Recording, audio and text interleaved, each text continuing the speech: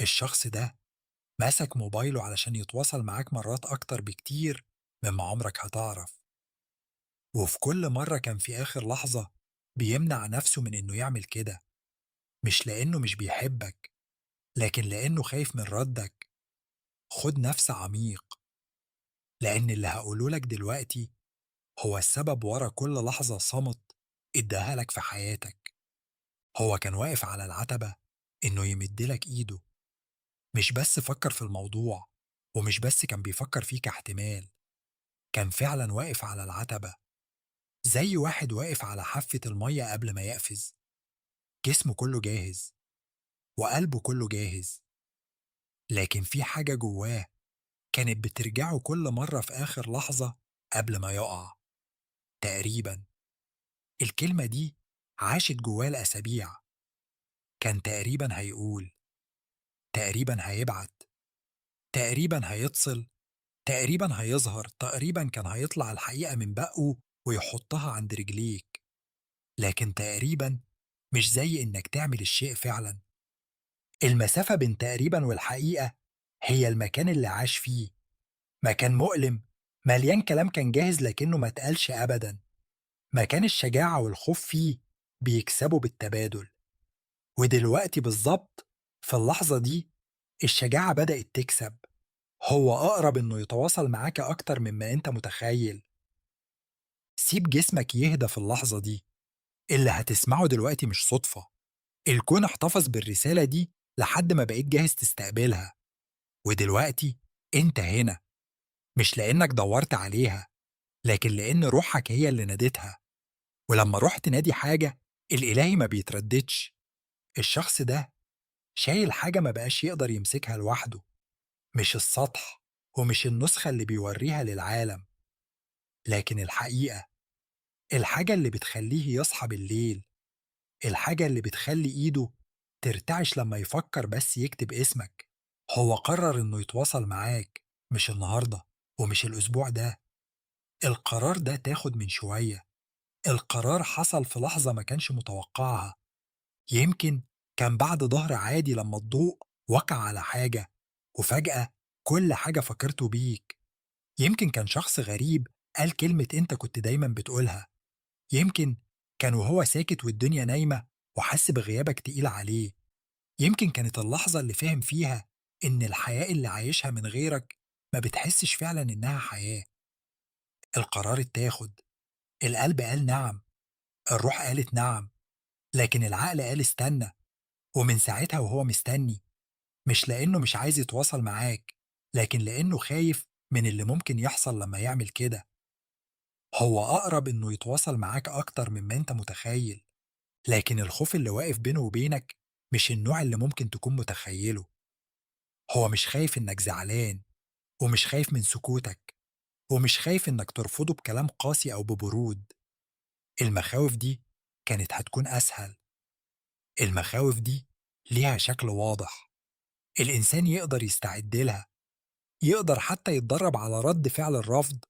لكن الخوف ده ملوش شكل. الخوف ده حاجة ما يقدرش يستعد لها.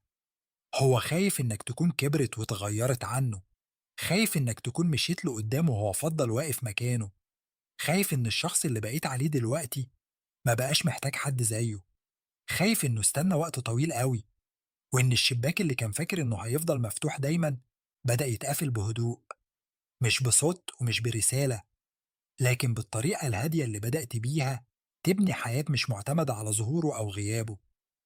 وأصعب حاجة إنهم مش غلطانين بالكامل، لأنك فعلا اتغيرت. مش بقيت شخص بارد ومش شخص مقفول، لكن بقيت شخص ما بقاش محتاج إذن من حد علشان يحس إنه كامل. شخص سكوته ما بقاش فاضي، شخص سلامه ما بقاش معتمد على إذا كان حد هيقرر يتكلم ولا لأ. لا، هو يقدر يحس بكده حتى من بعيد. رغم كل المسافة يقدر يحس إنك ما بقيتش نفس الشخص اللي كان دايما يكتب الأول، واللي كان شايل وزن قلبين، واللي كان سايب الباب مفتوح مهما عدى عليه ومشى. انت ما بقيتش أقسى، انت بقيت أوضح. والوضوح ده هو بالظبط اللي مخليه خايف، لأن النسخة منك اللي كانت هتقبل أي حاجة اختفت، والنسخة اللي واقفة هنا دلوقتي بتقبل بس اللي حقيقي. هو أقرب إنه يتواصل معاك أكتر مما أنت متخيل، لكنه عايز يتأكد إن الكلام اللي هيطلع من بقه لما يفتح قلبه أخيرا يليق بالشخص اللي بقيت عليه. حط إيدك دلوقتي على جنب رقبتك، حس بنبضك. الإيقاع ده هو نفس الإيقاع اللي قلبه بيدق بيه دلوقتي، مش بسبب العلم، لكن بسبب حاجة أقدم من العلم، حاجة مقدسة. قلبين اتقوا مرة ما بيفقدوش الإيقاع تماما أبدا. تقدر تحس بده لأنه كان دايما موجود، هادي وثابت تحت كل شيء. الإله حط الإيقاع ده بينكم وعمره ما توقف. كل لحظة كانوا فيها على وشك إنهم يتواصلوا، لكن في آخر نفس اتراجعوا، بقى ليها دلوقتي وزن. كل ده بقى عنده دلوقتي زخم، والزخم ما بيستأذنش، ما بيستناش حد يكون مستعد. هو بيتحرك لما الوزن يبقى تقيل قوي لدرجة إن السكوت ما يبقاش ممكن. الكون بيسمي ده زخم الروح. ده اللي بيحصل لما المشاعر تكبر في الضلمة لفترة طويلة لدرجة إنها تطور اتجاهها وقوتها بنفسها. ما بقاش السؤال دلوقتي هل هم عايزين يتواصلوا ولا لأ، السؤال بقى قد إيه يقدروا يفضلوا مانعين نفسهم أكتر. بيحسوا بده في لحظات ما يقدروش يتوقعوها، ضيق مفاجئ في حلقهم، تقل في صدرهم في ساعة ما فيهاش أي سبب يخليها تحس إنها تقيلة، شد في جسمهم بيلفهم ناحية اتجاه ما كانوش ناويين يروحوله، كأن في حاجة غير مرئية بتعيد ترتيب خطواتهم من غير ما تسأل.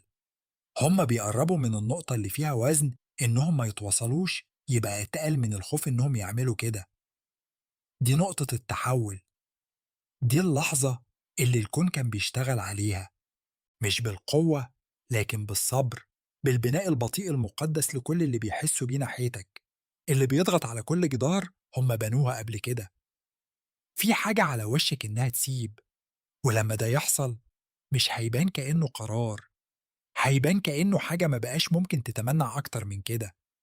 هم أقرب من أي وقت فات، وفي الوقت اللي كل ده كان بيتبني جواهم يا عزيزي كنت أنت واقف على أرض ثابتة، لا بتستنى ولا متجمد ولا حابس نفسك. أنت عشت، والحياة دي عملت فيك حاجة ما كانش ممكن أي حاجة تانية تعملها. بقيت شخص ما بيحتاجش الإجابة قبل ما يقدر يتنفس، بقيت شخص سلامه مش مستلفه من صوت حد تاني، بقيت شخص يقدر يشيل وزن إنه ما يعرفش من غير ما يعصر الحياة من يومه. ما خليتش الانتظار يبقى هويتك، ما خليتش الصمت يبقى سجنك.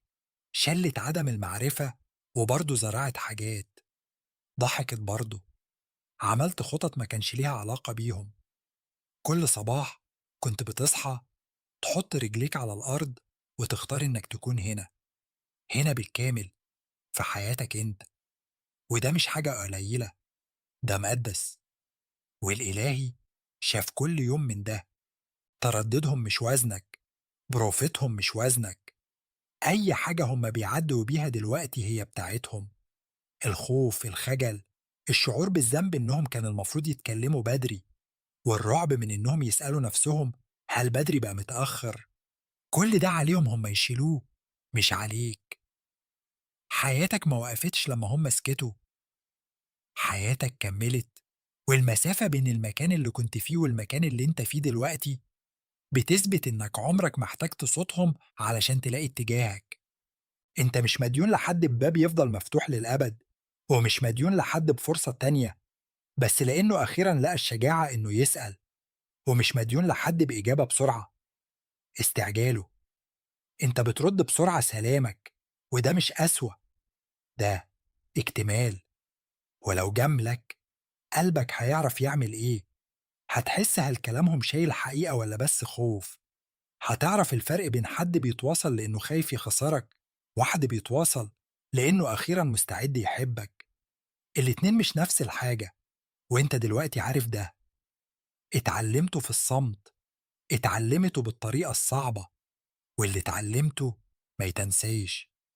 هم أقرب إنهم يتواصلوا أكتر مما أنت متخيل، لكن سواء وصلوا بكرة أو الشهر الجاي النسخة منك اللي واقفة هنا دلوقتي مش هتصغر علشان جدول وقت حد. العلامات بدأت بالفعل، الكون بعتها، يمكن لاحظتها بالفعل، يمكن حلمت بالشخص ده وحلمك فضل شغلك لساعات بعد ما صحيت، يمكن حسيت بدفء مفاجئ في صدرك وسط يوم عادي من غير سبب، يمكن اسمه ظهر في مكان ما كانش المفروض يظهر فيه، يمكن أغنية كانت في يوم من الأيام ليكم انتم الاتنين اشتغلت بالظبط في اللحظة اللي كنت بتفكر فيها فيه، يمكن صحيت في ساعة حسيتها محددة قوي لدرجة إنها ما تبقاش صدفة، يمكن حسيت بشد في جسمك قوي لدرجة إنك كنت هتمسك موبايلك قبل ما تمسك نفسك. دي مش صدف، ودي مش خيالاتك، دي إشارات من العالم الروحي الإلهي بيبعتها لما روحين بيكونوا على وشك إنهم يرجعوا يتواصلوا، لما المسافة بينهم تبقى رفيعة لدرجة إن الطاقة تبدأ تعدي قبل الكلمات. أنت حاسس ببروفتهم، حاسس بقربهم، حاسس باللحظة قبل اللحظة، والكون عايزك تعرف إن اللي بتحسه حقيقي.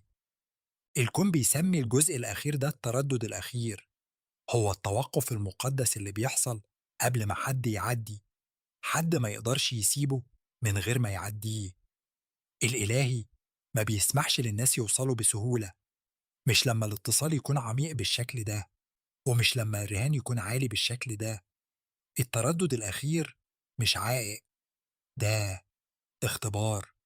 الكون بيسألهم سؤال: هل ده حقيقي كفاية لدرجة إنهم يفضلوا حاسين بكده بكرة كمان؟ وهم دلوقتي بيردوا على السؤال ده كل يوم، يقعدوا فيه مع مشاعرهم بدل ما يهربوا منها. هو يوم تاني بينجحوا فيه في الاختبار، وكل ليلة يسهروا فيها واسمك في صدرهم هي ليلة تانية الإلهي بيأكد فيها إن اللي بيحسوا بيه مش مؤقت، مش ارتباك، ومش واحدة لابسة وش الحب، ده حقيقي. والتردد الأخير خلاص قرب يخلص. افتح إيديك دلوقتي، كفوفك لفوق، كأنك ماسك حاجة غير مرئية، ده المكان اللي كلماتهم هتقع فيه لما أخيرا يقولوها. انت مش محتاج تمسكها، بس خليك مفتوح، مش بيأس ومش انتظار، مفتوح زي الأرض لما المطر أخيرا ينزل، مش بتجري ورا السما، بس مستعد.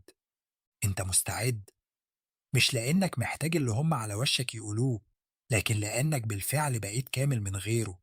والكمال ده هو بالظبط اللي يخليك تستقبل ده من غير ما تضيع جواه. تواصلهم غالبا مش هيكون بالشكل اللي تخيلته، مش هيكون ناعم، مش خطاب كامل كل كلمة فيه في مكانها الصح، مش هيجي ملفوف بالثقة، هيكون فوضوي، هيكون بيرتعش، هيطلع بشكل جانبي لأن الحقيقة كانت محبوسة جواهم فترة طويلة لدرجة إنها نسيت تمشي في خط مستقيم. يمكن تبقى رسالة في ساعة ملهاش معنى، كلمتين أو تلاتة قعدوا يكتبوهم 40 دقيقة، يمكن صوت على التليفون يتكسر في أول جملة ويسكت 10 ثواني، يمكن يظهروا في مكان من غير خطة ومن غير كلام جاهز، بس وشهم، بس عيونهم، بس نظرة حد ما بقاش عنده سبب ما يجيش. يمكن يبقى حاجة صغيرة قوي ما يفهمهاش غيرك انت، وهم أغنية اتبعتت من غير تعليق، رد على حاجة قديمة، سؤال ملوش علاقة بالحاجة اللي هم عايزين يسألوها فعلا، لكن ليه علاقة بكل حاجة، في إنهم محتاجين يسمعوا صوتك مرة تانية. أو يمكن يجي في شكل ما فيهوش كلمات خالص، يمكن تشوفهم في مكان ما توقعتوش ويقفوا هناك بس، ووشهم يقول كل حاجة بقهم ما يقدرش يقولها. وفي اللحظة دي هتحس بوزن كل بروفة عدوها في صدرهم قبل كده، هتحس بالشهور اللي كانوا قريبين فيها من الخطوة وهي بتضغط على المسافة بينكم، وهتعرف قبل ما يتكلموا، قبل ما يشرحوا، هتعرف إن اللي جابهم لك حقيقي، مش هيكون مثالي، وعلشان كده بالظبط هتعرف إنه حقيقي. الحاجات الحقيقية ما بتيجيش مسؤولة، الحاجات الحقيقية بتيجي وهي بترتعش، والارتعاش ده هو الدليل. هم أقرب إنهم يتواصلوا أكتر مما أنت فاكر، وأنت كمان أقرب إنك تعرف بالظبط تعمل إيه لما ده يحصل. الكون كان بيراقبكم انتم الاتنين طول الوقت، شافهم وهم بيعملوا بروفا، شافهم وهم بيترددوا، شاف قربهم وبعدين تراجعهم، وشافك وانت بتكمل، بتتنفس، وبتبقى شخص نوره ما بيتهزش. بس لأن حد تاني لسه بيقرر يدخل فيه ولا لأ. الإلهي ما بياخدش طرف، لكنه بيلاحظ مين اللي بيظهر لنفسه حتى لما ما يكونش في حد تاني. وانت ظهرت لنفسك كل يوم من أيام صمتهم. أي حاجة جاية مش هتخليك تخمن، مش هتسيبك في الضلمة بتسأل، مش هتحس إنها جولة صمت تانية متخفية في شكل أمل. اللي جاي يا إما هيكون حقيقي كفاية علشان يقابلك في المكان اللي انت فيه، يا إما مش هيكون كفاية علشان يخليك ترجع لورا. وفي الحالتين هتكون واقف على أرضك لما يوصل. مش محتاج تحبس نفسك علشان اللي جاي، سيبه ييجي زي ما الصبح بييجي، مش لأنك ناديت عليه، لكن لأنه كان هييجي في كل الأحوال. يمكن اللي هيجيبوه يكون بداية حاجة كنتم انتم الاتنين مستنيينها. يمكن صوتهم يكون شايل وزن كل اللي كانوا بيعملوا له بروفا ويقع عليك زي مطر دافي بعد جفاف طويل. يمكن تسمعهم وجسمك يقول نعم قبل ما عقلك يلحق. يمكن اللي اتبنى في الصمت يبقى أخيرا ليه صوت، ويمكن الصوت ده يبقى هادي، بيرتعش، غير كامل، لكنه حقيقي بالكامل. أو يمكن اللي يكون هيجيبه ما يكونش منهم، يمكن يجي من اتجاه ما توقعتوش أبدا، باب ما كنتش عارف إنه موجود، إحساس ما كنتش عارف إنك مسموح لك تحسه، حب ثابت لدرجة إنه ما يحتاجش يعمل بروفا قبل ما يتكلم. في كل الأحوال أنت مستعد. أنت كنت مستعد من زمان أكتر مما تعرف. كل صباح هادي، كل ليلة من غير إجابات، كل لحظة اخترت فيها تكمل لما الصمت اداك كل الأسباب إنك توقف. كل ده بنى النسخة منك اللي تقدر تمسك اللي جاي من غير ما تتكسر. هم أقرب إنهم يتواصلوا أكتر مما أنت فاكر، وأنت بالفعل في المكان اللي المفروض تكون فيه. الكون ما بيمسكش إشارة كل الوقت ده من غير سبب، وأنت السبب. أنت كنت دايما السبب، مش لأنك محتاج حد ينقذك، لكن لأنك بقيت نوع الروح اللي الإلهي يثق فيها مع اللي جاي بعد كده. أي حاجة تحصل بين دلوقتي واللحظة اللي صوتهم فيها يوصل لك أخيرا، خليك شايل ده جواك. أنت كنت دايما تستاهل إن حد يتواصل معاك، كنت دايما تستاهل الخوف اللي بيكلفه قول الحقيقة، كنت دايما تستاهل إن حد يقف على العتبة ويقرر يقفز. وهم أقرب للقفزة دي أكتر من أي وقت فات.